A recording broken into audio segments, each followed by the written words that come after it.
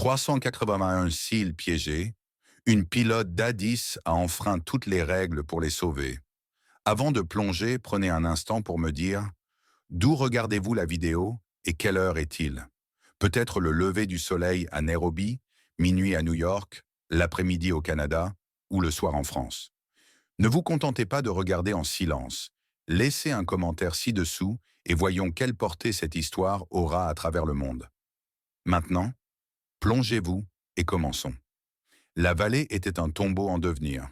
Depuis le silence stérile du centre d'opération de l'aérodrome de Kandahar, elle ressemblait à une plaie déchiquetée creusée dans le paysage afghan, un lieu où carte et réalité divergeaient violemment.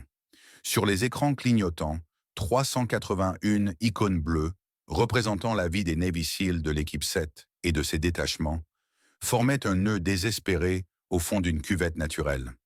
Encerclant ces icônes sur 3 crêtes, plus de 800 icônes rouges clignotaient avec une patience prédatrice.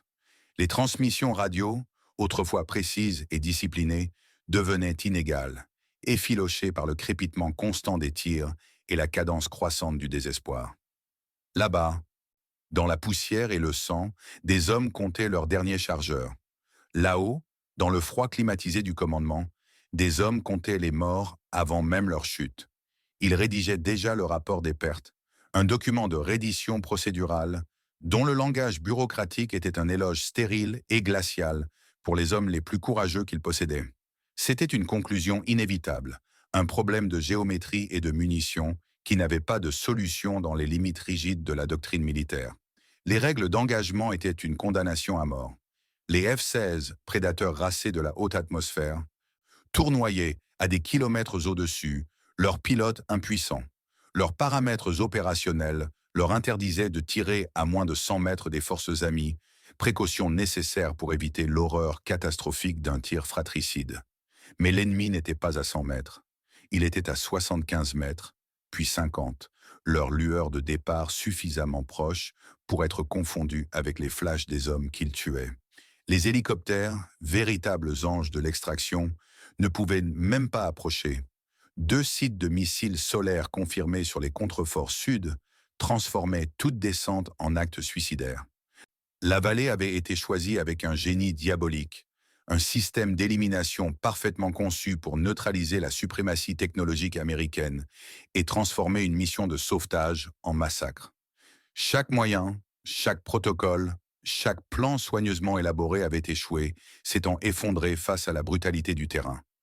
Le silence dans le centre d'opération était plus lourd que n'importe quel bruit, l'acceptation sinistre d'hommes qui avaient épuisé toutes les options autorisées et n'étaient plus que des spectateurs d'une tragédie. Dans cette atmosphère de défaite maîtrisée, une personne refusait d'accepter l'inévitable.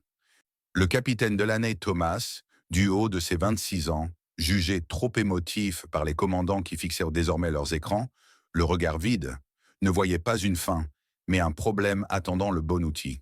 Tandis que d'autres voyaient une forteresse imprenable, elle voyait des angles d'attaque. Tandis qu'ils énuméraient les limites de leurs appareils, elle connaissait les capacités uniques et féroces du sien. Son appareil, l'A10 Thunderbolt II, affectueusement et terriblement surnommé le Warthog, n'était pas un élégant avion de chasse. C'était un char volant, un chef-d'œuvre d'ingénierie brutaliste construit autour d'une mitrailleuse Gatling à 7 canons capables de cracher des obus de 30 mm à l'uranium appauvri à une cadence incompréhensible. Il était conçu pour voler bas, encaisser les coups et tuer avec une précision frisant le surnaturel. Entre de bonnes mains, il pouvait tracer une ligne entre la vie et la mort à quelques mètres de distance. Et Delaney savait, avec une certitude qui lui brûlait les entrailles, que ses mains étaient les bonnes mains. Le rapport de perte était un document d'échec, un témoignage d'une doctrine devenue plus importante que les vies qu'elle était censée protéger.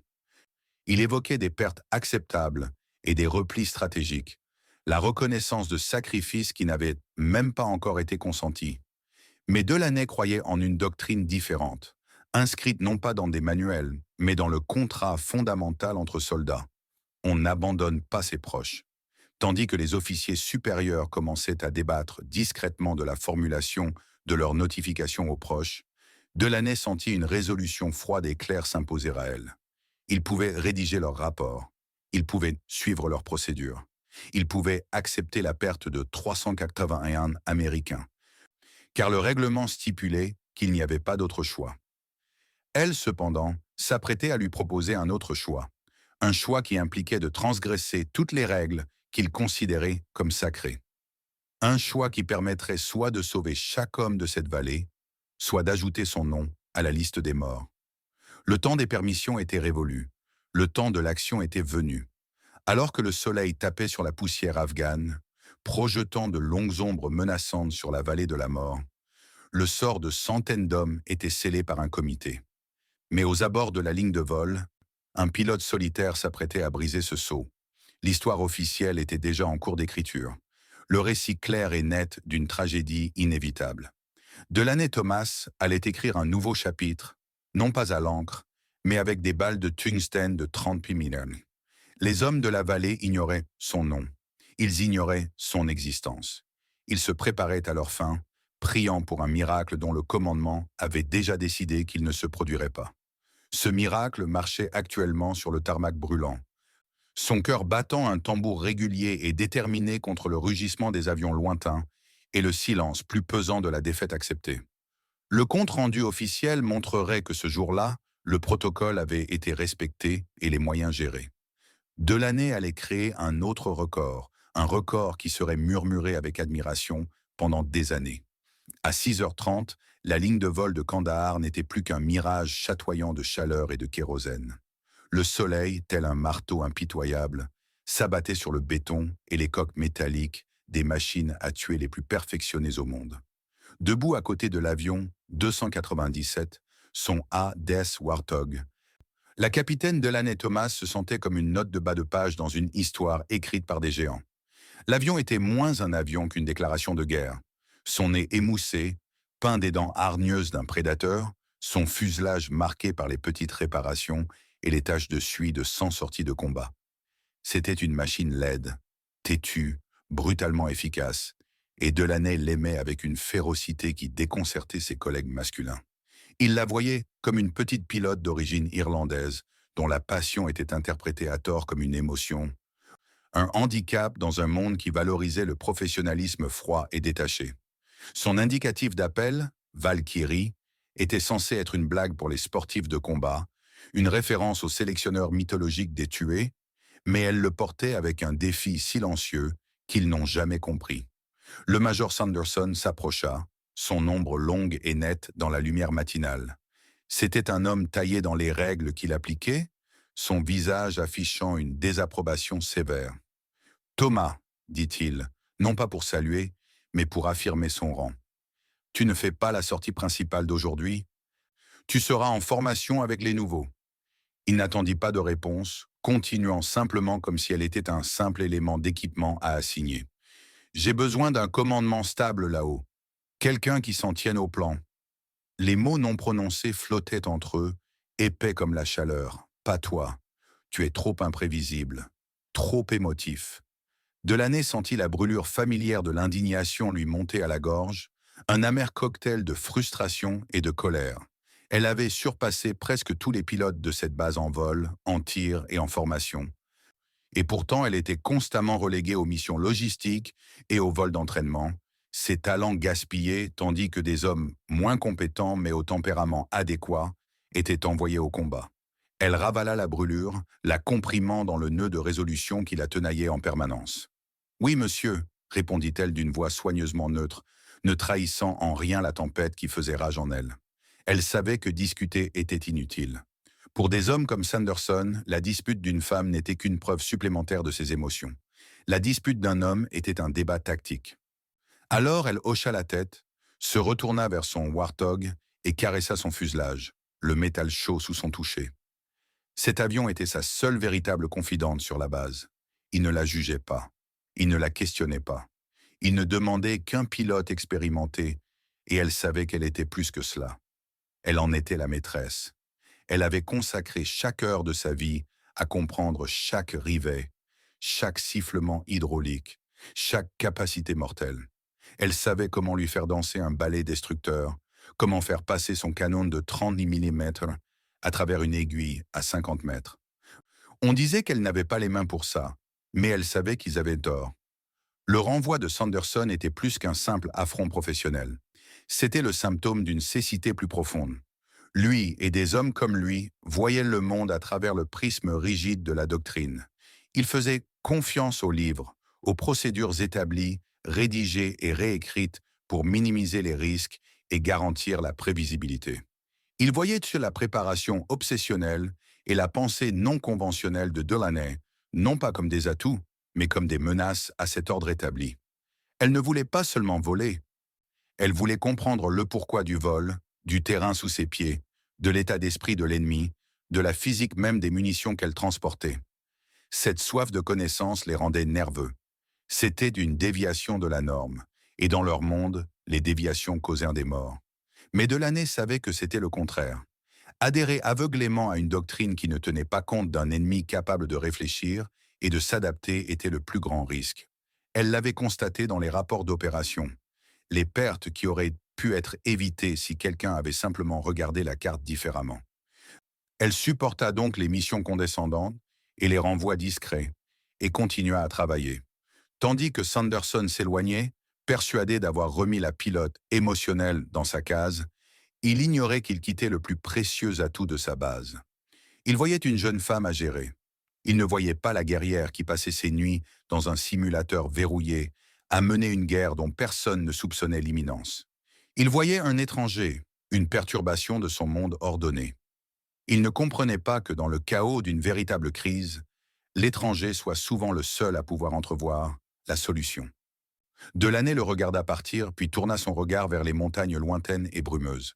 Elle n'avait pas besoin de sa permission pour être prête, et elle avait le pressentiment que bientôt, le monde aurait besoin qu'elle soit prête, qu'il l'approuve ou non. La salle de simulation se trouvait dans un coin oublié de la base, un bunker sans fenêtre où l'air avait un goût de café rassis et d'électronique brûlante. Officiellement, elle servait à l'entraînement de routine, une case à cocher. Pour Delaney, c'était un sanctuaire et un laboratoire. Après les heures de travail, lorsque la base s'assombrissait et que les autres pilotes étaient à la salle de sport ou au bar, elle s'y glissait en utilisant un code d'accès qu'elle avait discrètement appris à utiliser. Cette pièce était son véritable centre de commandement. Ici, elle n'était pas le capitaine Thomas, le pilote mis à l'écart. Ici, elle était Thunderbolt 7, un ange vengeur dans un ciel virtuel, menant une guerre de sa propre conception. Le scénario qu'elle jouait était toujours le même. Un cauchemar qu'elle avait reconstitué à partir de bribes de renseignements et d'une compréhension intuitive et profonde des tactiques ennemies. Une force amie, encerclée. Des parois abruptes de vallées annulaient les avantages des jets à haute altitude. Des positions ennemies creusées dans chaque crête, créant des champs de tir superposés. Et l'élément le plus mortel, des lanceurs SAM mobiles cachés dans le terrain, prêts à écraser toute tentative de sauvetage venant du ciel.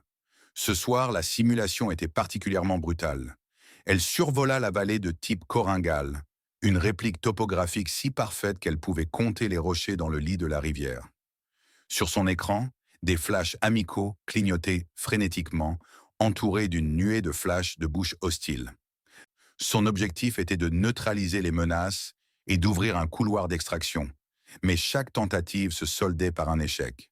Si elle s'attaquait d'abord aux nids de mitrailleuses, les missiles solaires la verrouilleraient. Si elle les ciblait avec une attaque éclair classique, elle s'exposait trop longtemps et l'équipe au sol serait débordée dès qu'elle serait hors de position. Pour la 47e fois, un missile simulé percuta son A-10 virtuel et l'écran devint rouge. Échec ce mot la narguait dans le silence de la pièce. La sueur ruisselait de son front sur le plastique usé du joystick. Elle prit une grande inspiration, ferma les yeux et se recentra. Ce n'était pas un jeu, c'était une répétition. Chaque échec était une leçon apprise, une erreur qu'elle ne commettrait pas quand des vies étaient en jeu. Elle ne se contentait pas de piloter les scénarios, elle les décortiquait. Elle y avait consacré des mois de son temps libre, une obsession secrète que personne n'avait sollicitée. Au mur à côté du simulateur étaient accrochées des photos satellites et des cartes topographiques des secteurs les plus dangereux de leur zone d'opération, annotées de ses propres annotations au crayon rouge. Elle étudia le terrain jusqu'à le connaître mieux que les hommes qui patrouillaient au sol. Elle mémorisa des tables balistiques, calculant l'arc et la chute d'un obus de 30 mm sous différentes conditions de vent et angle d'attaque. Elle pratiqua des calculs de secours manuels, se préparant au moment où sa nacelle de ciblage avancée serait inévitablement détruite au cœur de la bataille. Elle avait développé son propre manuel de stratégie, un ensemble de tactiques radicales en rupture avec la doctrine conventionnelle du soutien aérien. Elle s'entraîna à détruire les missiles Sol-Air sans selle, a interrompu sa course de tir. Une manœuvre si risquée et si précise qu'elle aurait provoqué une crise cardiaque à un instructeur de vol. Elle a appris à utiliser le terrain comme un bouclier, se repliant derrière une crête pour briser le verrouillage d'un missile pendant la fraction de seconde nécessaire au réengagement. Ses collègues auraient qualifié cela d'imprudence. Sanderson d'insubordination. Delaney de survie. Elle savait que les guerres propres et prévisibles menées dans les salles de briefing étaient un fantasme. La vraie guerre était désordonnée, chaotique et brutale, et exigeait de l'adaptabilité, pas seulement de l'obéissance.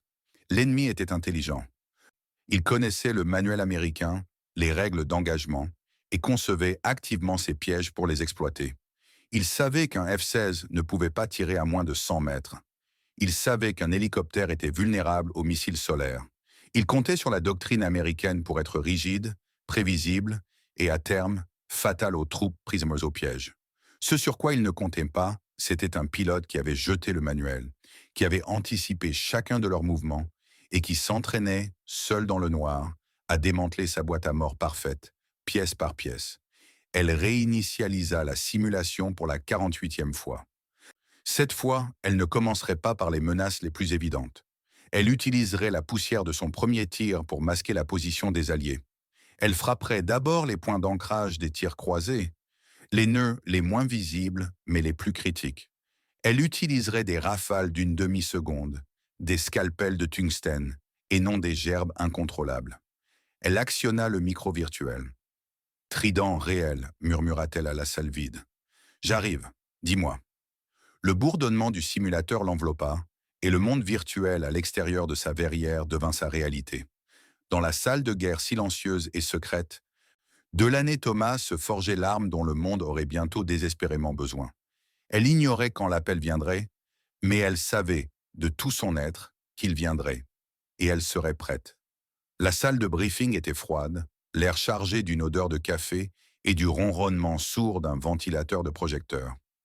C'était un espace conçu pour projeter autorité et contrôle, rempli de rangées de pilotes vêtus de combinaisons identiques, leur posture détendue, témoignant d'une confiance que Delaney ne partageait pas.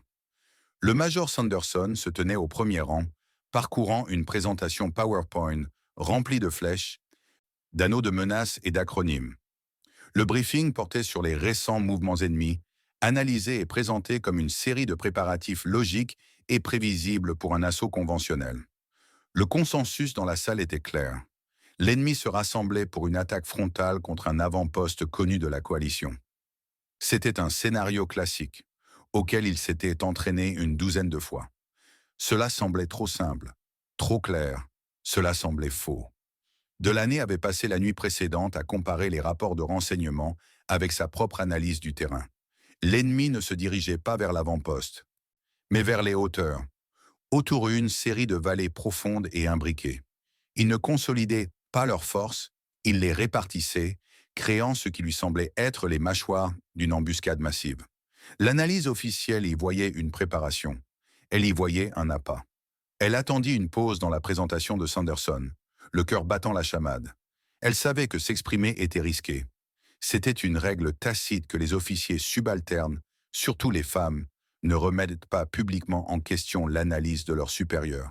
Mais l'image de ces vallées, la boîte à mort parfaitement conçue, issue de ces simulations, était gravée dans son esprit.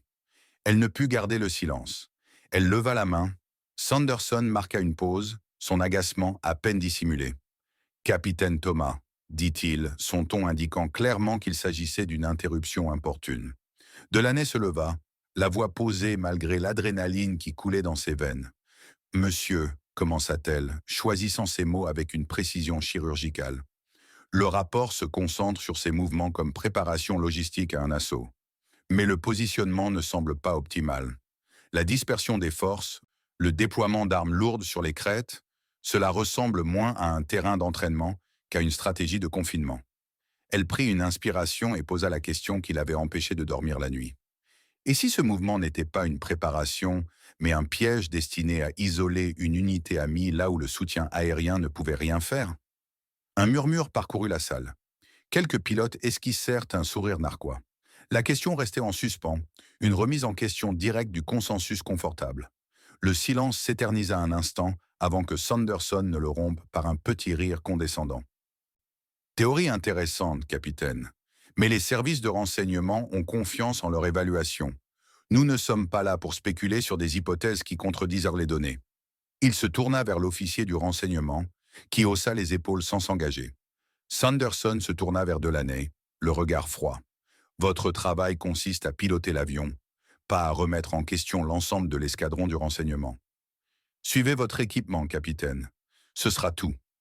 Le renvoi fut catégorique. C'était une gifle publique. Un message clair adressé à elle et à tous les autres dans la pièce. Restez dans votre voie. Elle sentit la chaleur lui monter au visage, une rougeur d'humiliation et de fureur. Elle avait fait le travail. Elle avait décelé le schéma et on l'avait traitée d'inquiétante fantaisiste. Elle s'assit, le regard de ses collègues braqué sur elle, son avertissement non seulement ignoré, mais tourné en dérision. Tandis que le briefing se poursuivait, Delaney fixait l'écran, mais elle ne voyait pas les diapositives PowerPoint. Elle voyait la vallée. Elle voyait les SEALs se précipiter dans le piège. Elle entendit le craquement de la première embuscade, les appels frénétiques au soutien aérien, les réponses impuissantes des pilotes de F-16 qui ne parvenaient pas à s'approcher suffisamment. Elle vit les icônes rouges envahir les bleus. Les autres pilotes présents dans la salle voyaient un plan. Delaney vit un éloge funèbre se préparer à l'avance. Son avertissement n'avait été qu'une simple lueur dans l'obscurité, et les hommes aux commandes avaient choisi de le traiter de simple luciole et de se détourner. Le goût amer de ce rejet était quelque chose qu'elle n'oublierait pas de sitôt. Mais cela ne la découragea pas. Cela l'endurcit. S'il ne l'écoutait pas, il serait un jour témoin de ses actes. Elle quitta la salle de briefing avec une certitude profonde. Le piège était réel, et il allait se déclencher. La chaleur de l'après-midi s'était installée sur Kandahar comme une couverture suffocante, apportant une accalmie au rythme effréné de la base. C'était un moment de calme trompeur, celui qui semble toujours précéder une tempête. Delaney se trouvait dans le hangar de maintenance, effectuant les vérifications post-vol avec un chef d'équipe, l'odeur du liquide hydraulique et de la graisse lui procurant un réconfort familier. Elle était censée superviser les nouveaux dans leur formation, mais elle avait terminé tôt, l'esprit trop agité pour supporter un autre instant de vol, conforme aux règles. Ses pensées revenaient sans cesse au briefing, à l'image de la vallée, un fantôme qui hantait ses heures de veille.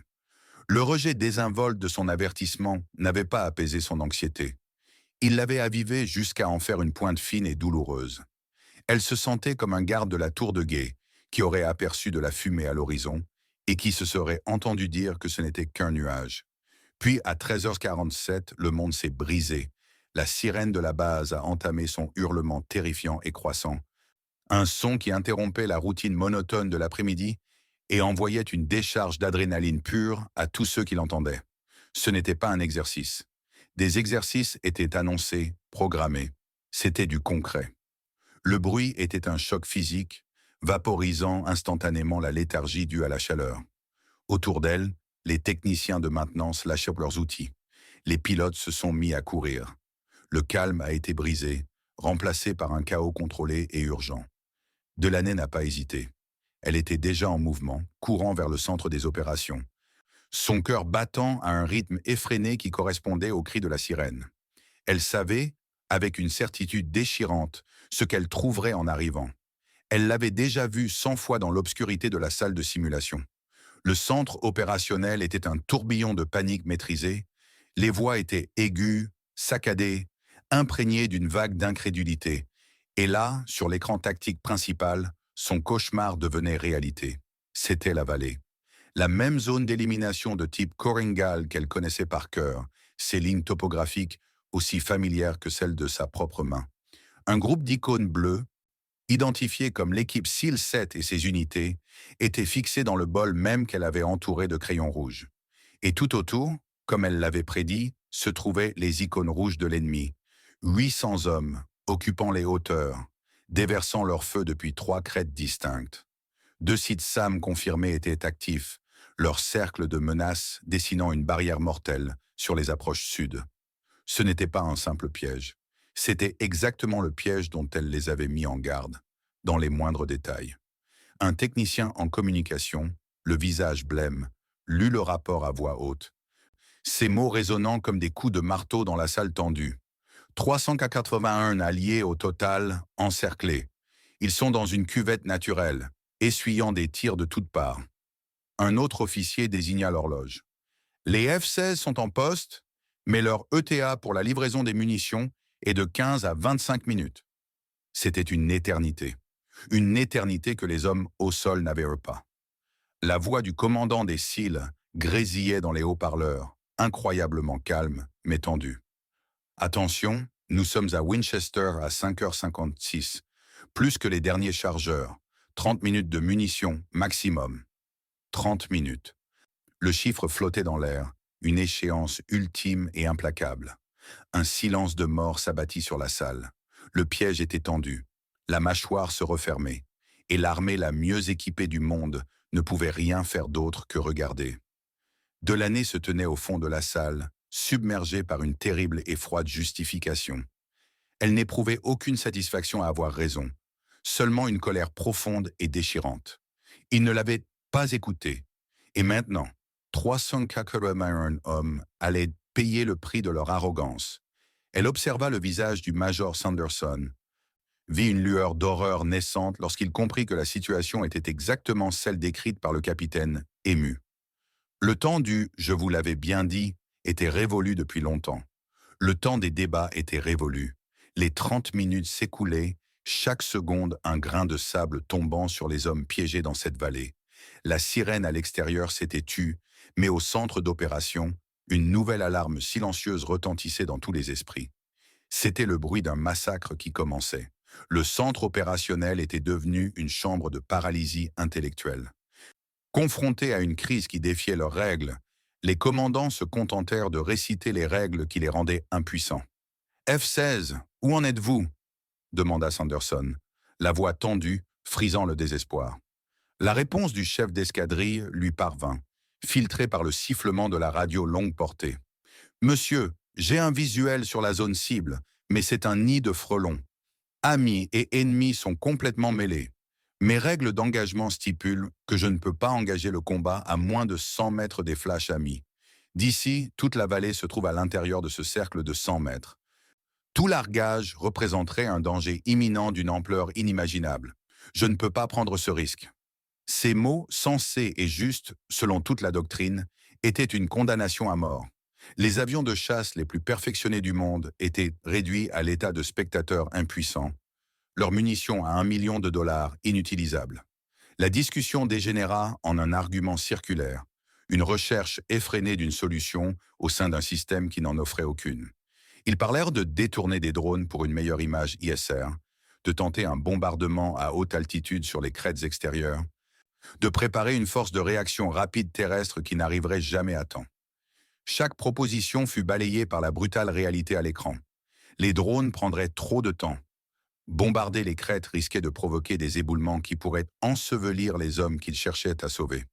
La force de réaction rapide était à des heures de distance. Ils étaient des piégés, non par l'ennemi, mais par leur propre procédure. Leur doctrine conçue pour prévenir les erreurs garantissait désormais la catastrophe. Ils suivaient les règles si parfaitement qu'ils allaient perdre 381 hommes. La salle était remplie des esprits les plus brillants de la base, mais tout ce qu'ils pouvaient proposer, c'était une défaite bien gérée et rigoureusement menée. Delaney n'en pouvait plus. Elle se fraya un chemin jusqu'au fond de la salle, les yeux rivés sur Sanderson. Les visages des hommes se tournèrent vers elle, certains avec curiosité, la plupart avec agacement face à son intrusion. « Monsieur, dit-elle d'une voix tranchant le chaos ambiant, il y a une option. » Tous les regards étaient désormais braqués sur elle. Le A-10, le Warthog peut voler bas et lentement. Son canon est plus précis que n'importe quelle bombe. Je peux descendre sous les crêtes. Je peux faire la différence entre un flash allié et un flash de bouche ennemi à 50 mètres. Lâchez-moi, je peux le faire. L'espace d'un instant, une lueur d'espoir, peut-être, traversa le visage de Sanderson. Mais elle s'éteignit aussi vite qu'elle était apparue, remplacée par le masque familier d'une autorité rigide. Il la considérait non pas comme une solution, mais comme un autre problème à gérer. Refusez, dit-il, le mot claquant comme un fouet. Absolument pas. Nous ne risquons pas de perdre un pilote inexpérimenté dans un environnement à haut risque avec 2 sites SAM actifs. Nous n'aggraverons pas la situation en perdant un avion et un pilote. Son regard était dédaigneux, condescendant. Non testé. Le mot était une insulte délibérée. Elle avait passé plus d'heures sur le simulateur, plus de temps à étudier ce scénario précis, que n'importe quel autre pilote de la base. Mais à ses yeux, elle était une novice, un handicap. Monsieur, avec tout le respect que je vous dois, l'autre solution est de les laisser mourir, rétorqua-t-elle, la voix s'élevant avec une urgence qu'elle ne pouvait plus contenir. Ma formation est bien adaptée à ce genre de situation. J'ai déjà vécu ce scénario précis. Avant qu'elle puisse terminer, Sanderson la coupa. Votre demande est refusée, capitaine. C'est un ordre. Reposez-vous. Sa voix était irrévocable. Sa décision était prise. Il préférait perdre 381 SEALs en respectant les règles plutôt que de risquer la vie d'un pilote en les enfreignant. À cet instant précis, le technicien communication l'interrompit d'une voix creuse. Monsieur, Trident signale qu'il ne leur reste plus que 15 minutes de munitions. Ils se préparent à être envahis. Ces mots aspirèrent le reste de l'air de la salle. Le temps venait de clore le débat. Doctrine n'avait pas de réponse. Les règles avaient échoué. Sanderson fixait l'écran, le visage emprisonné dans la forteresse de ses propres règles. Delaney le regarda, puis les lumières bleues clignotantes et désespérées sur la carte. Ils avaient tous reçu un ordre, se replier. Mais Delaney entendit un ordre différent, venu d'un lieu plus profond que n'importe quel manuel de terrain. C'était l'appel silencieux des hommes de cette vallée, et c'était un ordre auquel elle n'avait aucune intention de désobéir. Delaney se retourna et sortit du centre d'opération. La lourde porte se referma derrière elle dans un léger sifflement. Le couloir était silencieux, contrastant fortement avec le chaos contrôlé qu'elle venait de quitter. Les néons bourdonnaient d'un bourdonnement indifférent. Un instant, elle resta plantée là, appuyée contre le mur froid, les voix étouffées du centre d'opération n'étant plus qu'un murmure lointain. Elle ferma les yeux et compta. 1, 2, 3. Ce n'était ni la colère ni la frustration qui la poussaient à compter. Elle comptait les secondes, faisant le calcul brutal et rigoureux de la vie et de la mort. 10 minutes entre son casier et la ligne de vol, en passant par la prévol et le décollage. 12 minutes de vol jusqu'à la vallée, soit 22 minutes au total. Il restait 15 minutes de munitions au cil, peut-être moins. C'était le fil du rasoir, une fenêtre si étroite qu'elle était quasiment inexistante. Mais ce n'était pas zéro. Et pour les hommes qui mouraient dans cette vallée, pas zéro était primordial. Dans ce couloir stérile, sous le bourdonnement indifférent des lumières, Delaney Thomas fit son choix. Ce n'était pas une décision irréfléchie et émotionnelle comme Sanderson l'aurait cru. C'était le fruit de 1000 heures de préparation, d'un calcul moral qui pesait sa carrière et potentiellement sa vie contre celle de 381 de ses compatriotes. Elle avait présenté la solution logique et elle avait été rejetée. Elle avait suivi la chaîne de commandement et la chaîne s'était brisée. Il ne lui restait plus qu'un chemin. Elle marcha résolument vers son casier personnel, d'un geste calme et posé. Elle en sortit une petite enveloppe cachetée. C'était une lettre qu'elle avait écrite des mois auparavant, le genre de lettre que tout soldat écrit en espérant ne jamais être lu. Elle l'ouvrit et, d'une main ferme, y ajouta un post-scriptum provocateur. « Si vous lisez ceci, c'est que j'ai agi parce que 300 Nagartfamiliers américains mouraient pendant que la paperasse se contredisait. » Elle scella l'enveloppe et la laissa bien en vue. Puis elle enfila sa combinaison. Le processus était un rituel familier, une série de clics, de claquements et de tractions qu'elle avait répétés des centaines de fois. Mais aujourd'hui, chaque geste lui semblait lourd de sens. La combinaison de vol, la combinaison anti-G, le casque, ce n'était plus un uniforme. C'était une armure pour une bataille qu'elle avait choisi de mener seule. Elle ne se préparait pas seulement à un vol, elle se préparait aux conséquences d'une profonde insubordination. Cour martiale, prison, déshonneur, tout cela l'attendait à l'atterrissage. Si elle atterrissait, cette pensée lui glaçait l'estomac, mais elle la repoussa. La peur était un luxe qu'elle ne pouvait pas se permettre. Les hommes de la vallée ressentaient une peur qu'elle avait du mal à comprendre, et c'était son devoir de voler au cœur de cette peur. Alors qu'elle se dirigeait vers la ligne de vol, le soleil couchant projetait son ombre longue et solitaire devant elle. Elle était un fantôme évoluant à la périphérie de l'énergie frénétique de la base. Tout s'était concentré sur la réponse officielle. La course effrénée, vouée à l'échec. Personne ne cherchait le pilote solitaire se dirigeant vers un ATS Warthog armé, censé être cloué au sol. Elle sentit un étrange calme l'envahir. Elle s'était libérée du poids du protocole et de la permission. Elle agissait désormais selon une autorité supérieure. Un code simple et inviolable. On ne les abandonne pas. C'était la promesse qui unissait toute l'armée, la conviction fondamentale qui poussait les soldats à courir vers le bruit des canons. Aujourd'hui, le système avait oublié cette promesse. Delaney Thomas, non. Le Warthog l'attendait sur le terrain, tel un fauve préhistorique dans la lumière déclinante. Son ventre était plein de Mavericks et de roquettes, et son canon GAO-8 Avenger était chargé d'un tambour plein de munitions de 30 mm. C'était un instrument d'une violence immense, mais pour Delaney, c'était un instrument de salut. Elle grimpa à l'échelle et s'installa dans le cockpit, l'étreinte familière du siège lui offrant un léger réconfort. Elle s'attacha, ses mouvements économes et sûrs, contrastant fortement avec la tempête de rébellion qu'elle s'apprêtait à déchaîner. Ce cockpit était son véritable foyer, le seul endroit où son sexe, son âge et l'opinion d'hommes comme Sanderson n'avaient aucune importance. Ici, seules les compétences comptaient. Elle jeta un dernier coup d'œil à l'aérodrome, puis commença la séquence de démarrage. Le point de non-retour n'était pas seulement un emplacement sur une carte, c'était une décision. Et elle l'avait déjà prise. Le cockpit de l'avion 297 s'anima autour d'elle, une symphonie de gyroscopes vrombissants et d'écrans lumineux. Les mains de Delaney se mouvaient avec une grâce inconsciente, une mémoire musculaire affinée par des milliers d'heures, réelles et simulées. Pression d'huile, vérifiée. Hydraulique, vérifiée. Paillettes et leurres, armées. Nacelles de ciblage, en rotation. INS, alignées.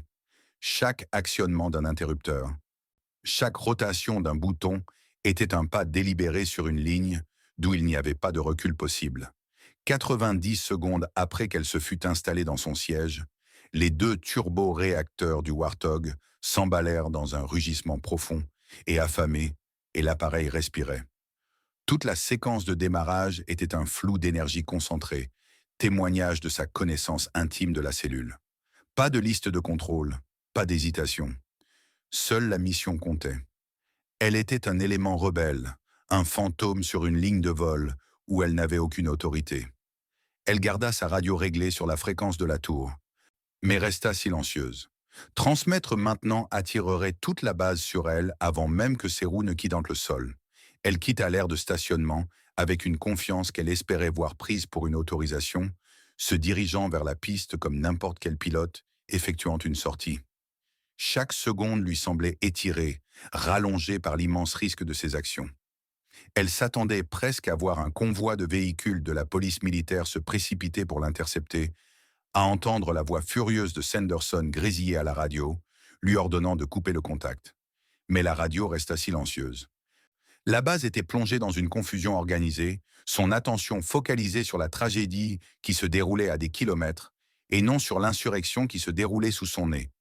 Son pari était que dans ce chaos, elle pourrait devenir invisible. Alors qu'elle atteignait le seuil de la piste, elle marqua une dernière pause, un instant fugace. Ça y était. La dernière chance de faire demi-tour, d'obéir, de choisir la sécurité de sa carrière plutôt que la vie d'inconnu. Cette pensée fut une lueur, un éclair. Elle poussa les gaz et le Warthog s'élança, sa lourde carcasse prenant de la vitesse avec une agilité surprenante. Les lumières de la piste se brouillèrent en traînées. La sensation d'accélération était une manifestation physique de sa propre détermination, un puissant élan vers l'avant, impossible à arrêter. Juste au moment où elle s'apprêtait à pivoter, elle commuta sa radio de la fréquence de la tour à garde. le canal d'urgence universel surveillé par tous. Chaque avion, chaque base, chaque navire à portée. Les roues quittèrent le tarmac à 14h23. Elle était en l'air. Pilote rebelle à bord d'un avion de guerre volé, en mission non autorisée. Au même instant, elle appuya sur le microphone, d'une voix calme, claire et résolument provocatrice. À n'importe quelle station ici, Thunderbolt 7, départ de Kandahar. Arrivée à Korangal. Elle laissa les mots pénétrer son esprit, sachant qu'ils explosaient dans les casques de tous les pilotes et contrôleurs qui l'écoutaient. Elle savait que le centre opérationnel serait en émoi. Peu lui importait. Il lui restait une chose à dire, une déclaration d'intention à quiconque tenterait de l'arrêter. 381 Américains sont sur le point d'être envahis. J'enfreins les règles pour les sauver. Sur ces mots, elle inclina brusquement l'A-10, la lourde cellule gémissant en signe de protestation, et pointa son nez hideux et déterminé vers les montagnes déchiquetées à l'horizon. Elle n'était plus le capitaine de l'année Thomas. Elle était Thunderbolt 7. Elle avait renoncé à son identité, à sa carrière et à son avenir, les abandonnant tous sur la piste.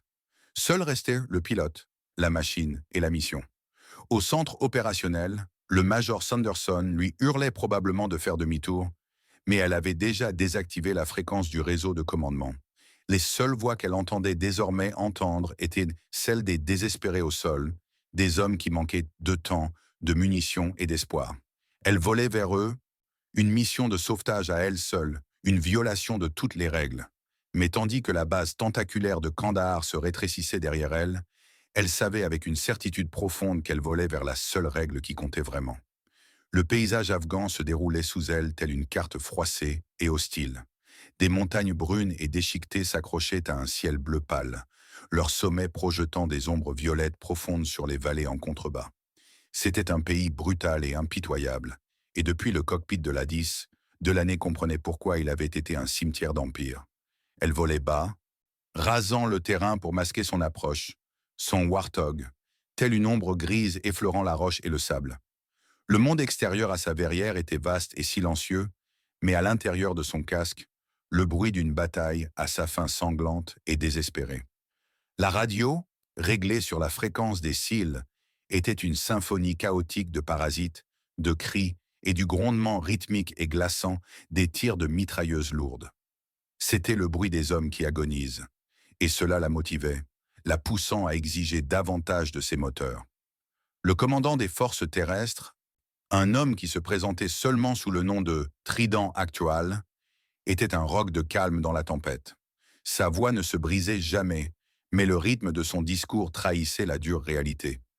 Ses rapports étaient concis, précis et de plus en plus alarmants. Flanc et compromis, ennemi à 50 mètres, nous consolidons, danger proche. Chaque transmission était un fragment d'un monde en train de s'effondrer. Delaney écoutait, se construisant une image mentale du champ de bataille, corrélant ses paroles avec les cartes du terrain qu'elle avait mémorisées, avec le paysage virtuel de son simulateur. Elle voyait le rebord rocheux qu'il utilisait comme couverture, le sillon où l'ennemi tentait de les contourner, les hauteurs où les canons lourds creusaient des cratères dans leur position.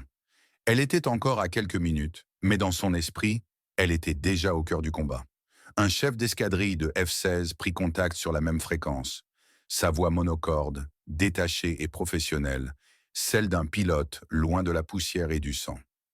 Trident Actual, soyez prévenus, Viper 1-1 est en poste.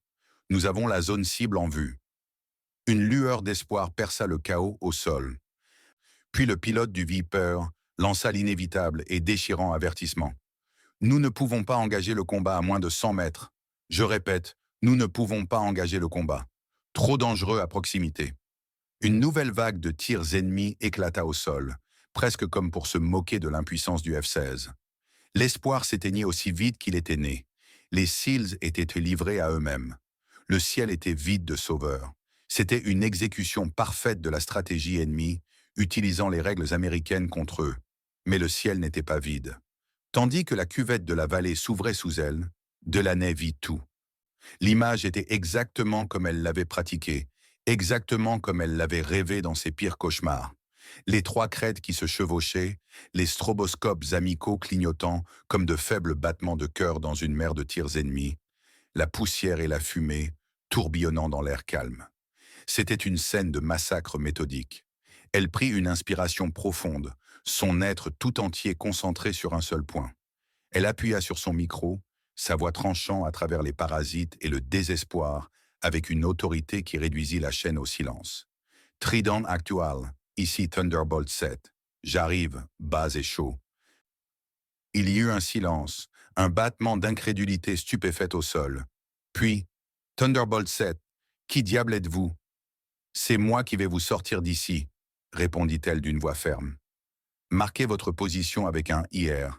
Je vais exploiter votre avantage. Un nouveau silence, plus long cette fois. Ce n'était pas une procédure. Un A-10 solitaire, surgissant de nulle part, sans avertissement du commandement. Du jamais vu. Mais il n'avait plus d'autre choix, et un miracle, aussi étrange soit-il, restait un miracle. L'espoir, vif et désespéré, refit surface dans la voix du commandant au sol. Thunderbolt 7, confirmez que vous avez l'autorisation d'approcher le danger. Delaney prépara sa première attaque contre un nid de mitrailleuses qui ravageait le flanc est des Seals. Sa réponse était son credo, sa mission, la seule autorisation dont elle avait besoin. « Je suis autorisé à sauver des Américains », dit-elle. « Désigné. » Un rayon infrarouge brillant et invisible s'abattit sur un affleurement rocheux, et dans sa nacelle de visée, le monde devint une image claire de la vie et de la mort. Son pouce se posa sur la détente. Les règles avaient disparu. Le débat était clos. La bataille pour la vallée venait de commencer. Le monde à travers sa nacelle de visée était une image monochrome et chaotique, contrastée. Le stroboscope infrarouge du désignateur du trident actuel pulsait comme un phare fixe dans la tempête, un point d'ordre unique dans un monde en train de sombrer dans la violence. À moins de 80 mètres de cette pulsation amie, une équipe de chasseurs ennemis installait une mitrailleuse lourde sur une crête orientale, leur corps brûlant se détachant sur la roche froide et sombre. Ils constituaient la principale menace, le point d'ancrage des tirs croisés ennemis, et sa première cible. L'A-10 était une plateforme de tir stable et indulgente, mais ce tir exigeait plus que de la stabilité. Il exigeait un doigté de chirurgien, une compréhension profonde et instinctive de l'appareil, du canon et des munitions de 30 mm qui allaient être tirées. Une erreur d'un seul degré, une fraction de seconde d'erreur de jugement, et elle tuerait les hommes qu'elle était venue sauver.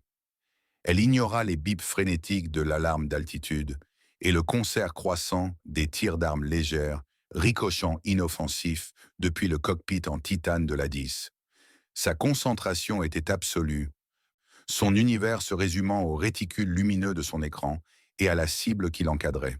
Elle ne réfléchit pas. Elle agit, ses mouvements étant le prolongement fluide des centaines d'heures passées dans le simulateur. Rouler, tirer, aligner le tir. Son pouce appuya sur la détente pendant 2 secondes à peine.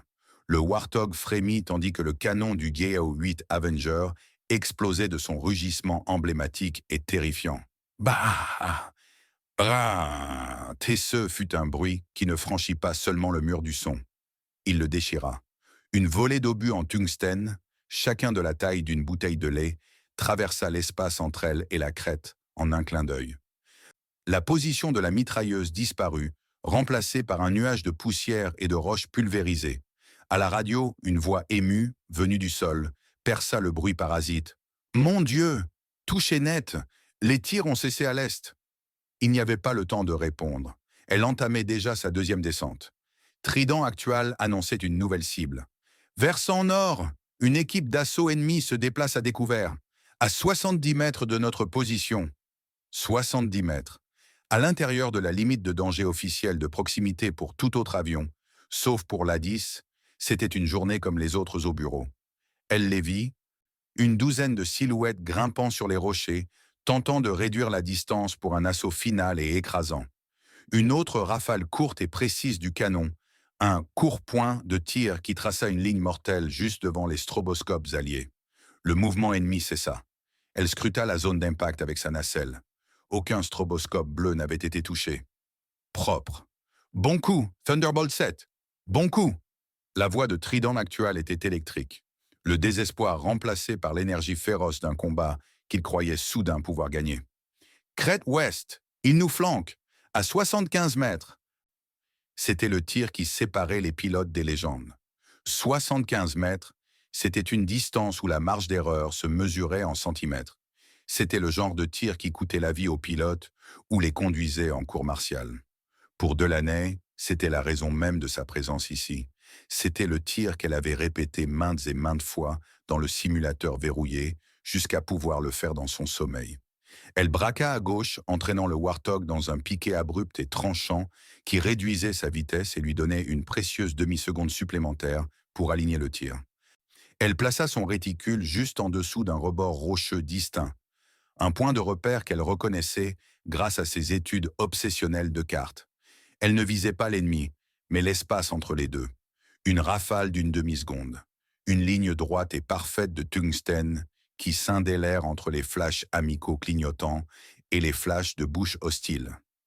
L'espace d'un instant, la vallée entière sembla retenir son souffle. La précision audacieuse du tir fut un choc pour tous, amis comme ennemis. Les tirs ennemis depuis la crête ouest cessèrent net. Les SEALs au sol, qui s'apprêtaient à être débordés, restèrent incrédules. Un A-10 venait de tirer dans une zone qu'aucun autre avion n'oserait toucher. Dans ce silence stupéfait, une nouvelle voix, teintée de fureur, lui coupa le casque. C'était Sanderson, qui avait réussi à capter sa fréquence. Kandahar à Thunderbolt 7. Retour à la base, immédiatement. C'est un ordre direct. Vous n'êtes pas autorisé à cet engagement. Delaney écoutait sa rage, ses ordres impuissants venus d'un monde de règles et de procédures à des centaines de kilomètres. Puis d'un simple mouvement, elle fit taire le réseau de commandement, ne laissant entendre que les voix des hommes au sol. Elle avait dépassé depuis longtemps la permission.